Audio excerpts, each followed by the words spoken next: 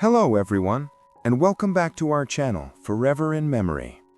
In this video, we'll be honoring American celebrities who have passed away today and in recent days, along with other notable figures from around the world.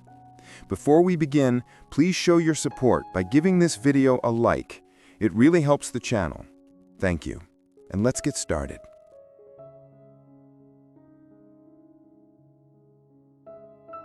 Claire Celsey, who passed away at the age of 59, was an American politician and devoted public servant whose life reflected integrity, empathy, and a tireless commitment to her community. A member of the Iowa Senate since 2019, she became known for her sharp intellect, straightforward honesty, and passionate defense of education, environmental responsibility, and social equality. Born in Des Moines, Iowa, in 1966, she began her professional path in communications, mastering the art of listening and understanding people, skills that later became the foundation of her political work.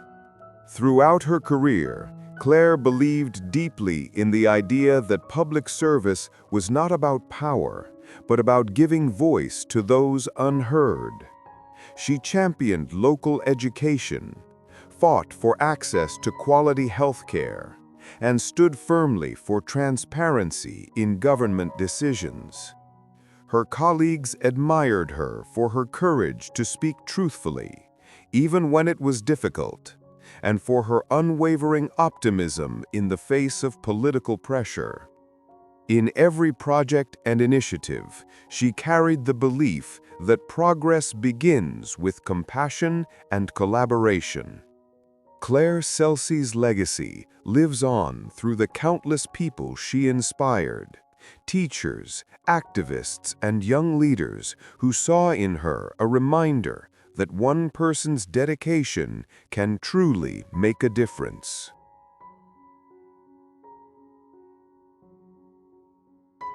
Dana Drabova, who passed away at the age of 64, was a Czech physicist, nuclear safety expert, and a respected public figure whose calm intellect and sense of duty shaped the modern understanding of nuclear energy in Central Europe. Born in 1961 in Prague, she devoted her life to science and public safety, becoming one of the most trusted voices in her field. As the long-serving chairwoman of the State Office for Nuclear Safety, Drabova guided the Czech Republic through decades of technological progress, always emphasizing responsibility, precision, and the protection of people and the environment. Her clear, measured communication style earned her the nickname the First Lady of the Atom, as she became not only a scientist, but also an educator who could make complex issues understandable to everyone. Beyond her scientific achievements, Dana Drabova was admired for her humility and unwavering moral compass. She entered public service with the same discipline she brought to her laboratory work, methodical, patient, and rooted in truth. Throughout her career, she advocated for international cooperation in nuclear safety, believing that knowledge should unite, not divide nations. Her legacy remains one of brilliance and trust. To those who worked with her, she was more than an expert. She was a symbol of rationality and courage in an age of uncertainty. Dana Drabova's voice, always calm and full of wisdom, will continue to echo in the scientific community she helped shape. John Woodvine, who passed away at the age of 96, was an English actor of remarkable depth and presence, remembered for his commanding voice and dignified performances on stage and screen. Born in South Shields in 1929, he trained at the Royal Academy of Dramatic Art and soon became one of Britain's most respected character actors. Over the decades, his work spanned theater, film, and television, bringing intensity and intelligence to every role. Audiences across generations knew him from his appearances in An American Werewolf in London, Z-Cars, and Doctor Who, where his performances carried both authority and emotional nuance. On stage, he was a longtime member of the Royal Shakespeare Company, where he brought Shakespeare's language to life with rare clarity and power. John Woodvine's career reflected his deep respect for the craft of acting, precise, patient, and honest. He believed that every role, no matter how small, was a chance to reveal something true about the human condition. Colleagues remembered him as a generous mentor, a man who valued integrity above fame. His legacy endures not only through the characters he portrayed, but through the quiet professionalism that defined his life. John Woodvine remains a symbol of the classic British actor, disciplined, articulate, and profoundly human. Franz Josef Wagner, who passed away at the age of 82, was a German journalist and writer known for his provocative style, sharp pen, and fearless commentary that often stirred both admiration and controversy. Born in 1943 in Olomouc, then part of Czechoslovakia, he became one of the most recognizable voices in German media, especially through his long-running column in Bild, where he addressed political, cultural, and social topics with disarming honesty and emotion. His writing was never neutral. It was vivid, personal, and unapologetically direct.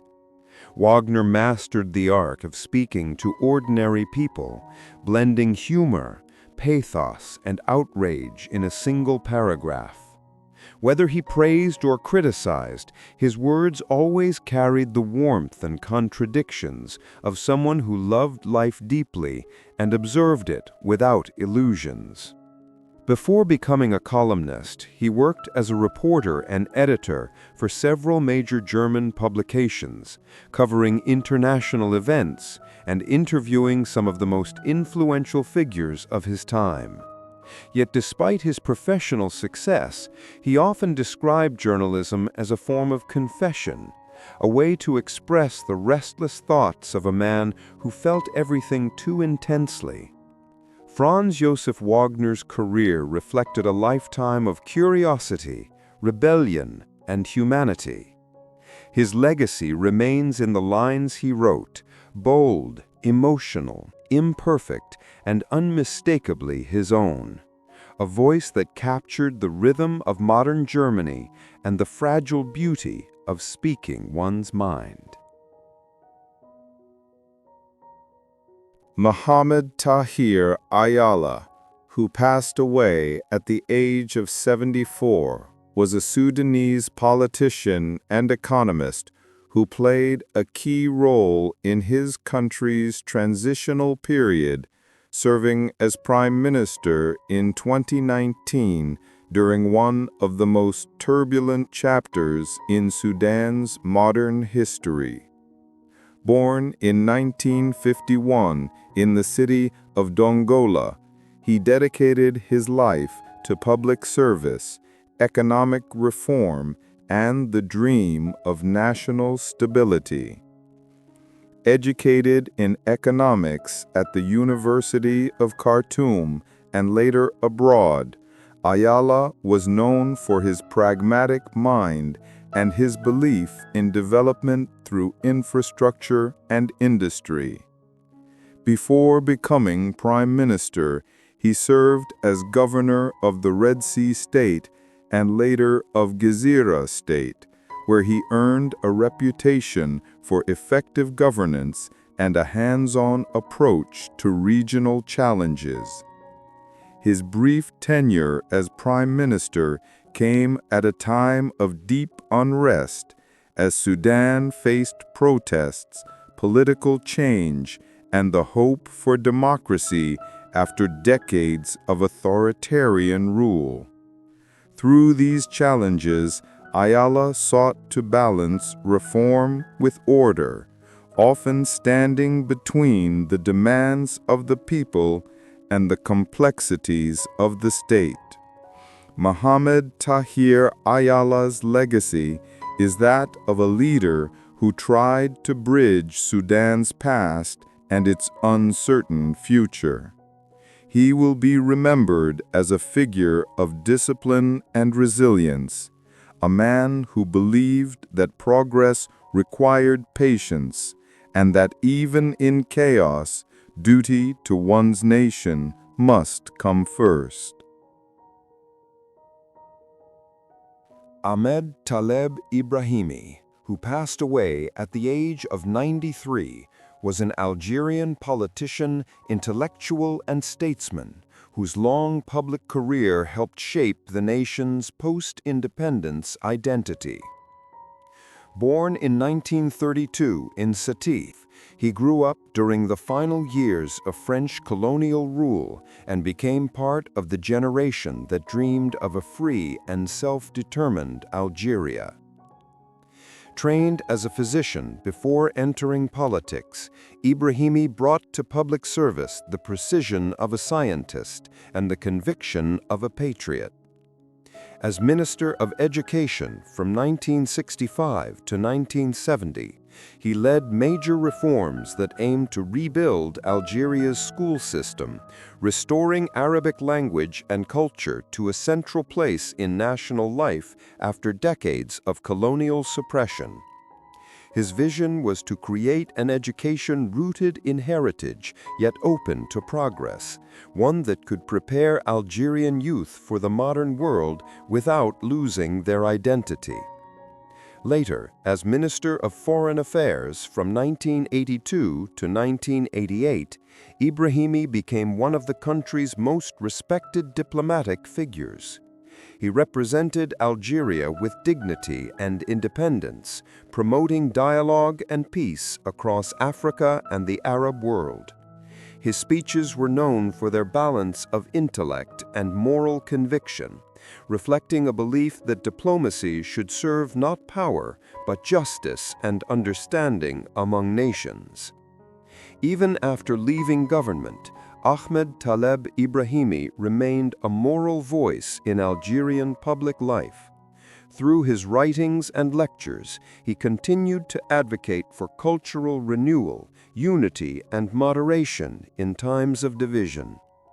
His legacy endures in the generation of students, thinkers, and diplomats he inspired, a testament to a life devoted to learning, integrity, and the enduring idea of an Algeria guided by wisdom and dignity.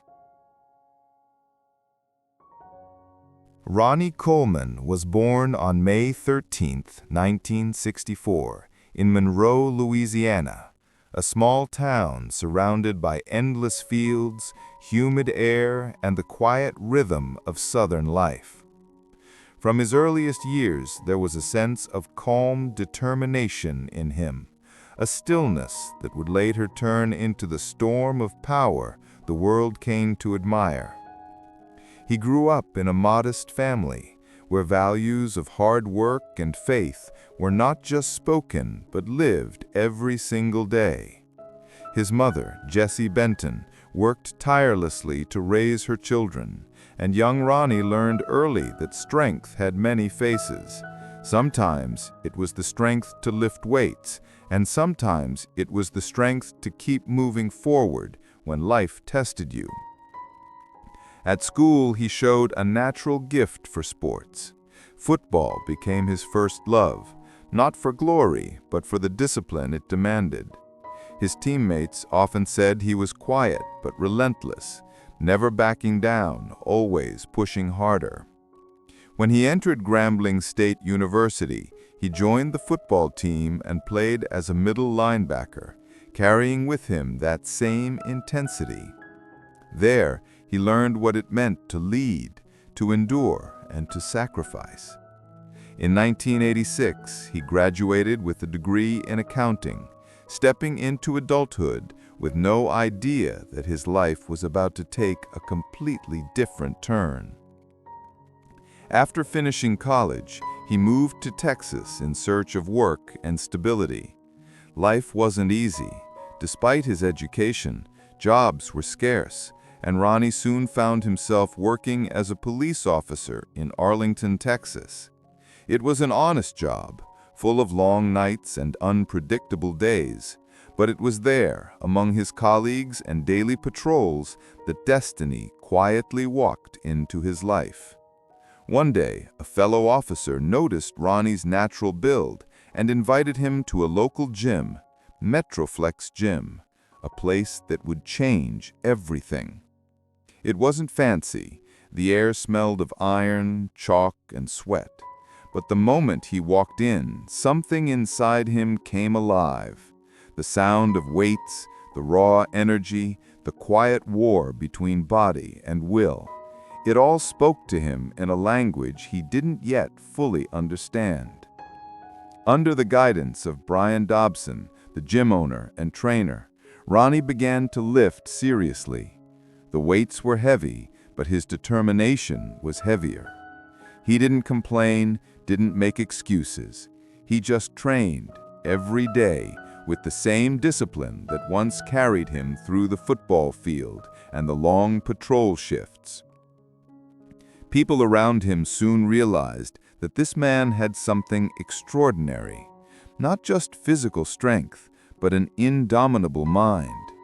The gym became his sanctuary, the place where he could release the exhaustion of daily life and reshape himself into something greater.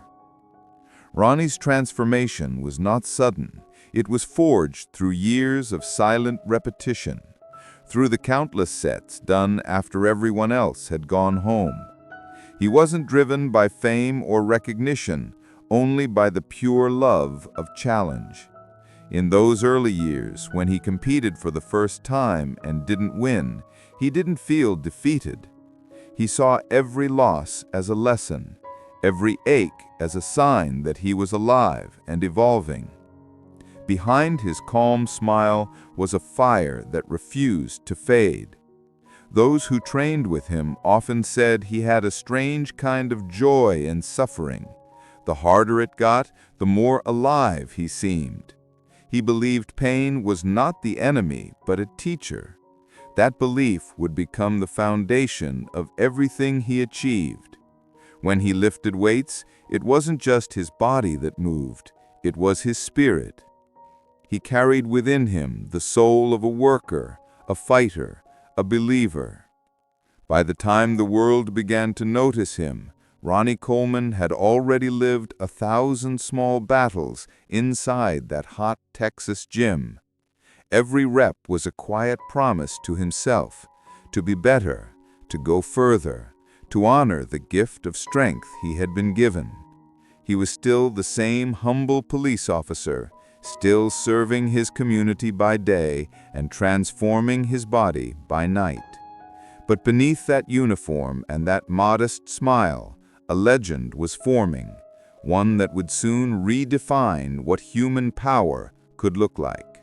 As the 90s unfolded, Ronnie Coleman's life entered a new rhythm, one that balanced duty, discipline, and an unrelenting hunger for progress. By day, he wore the blue uniform of the Arlington Police Department, patrolling the quiet streets and helping those in need. By night, he transformed into something else entirely, a force of nature inside the walls of Metroflex Gym.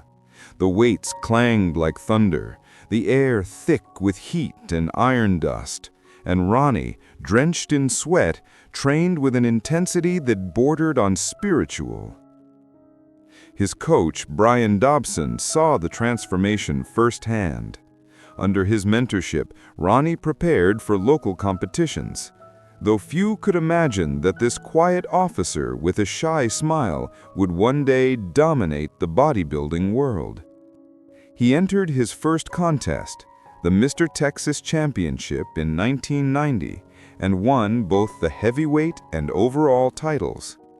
It was a beginning, not yet a legend, but the spark that would ignite one. Yet even after that victory, Ronnie remained humble.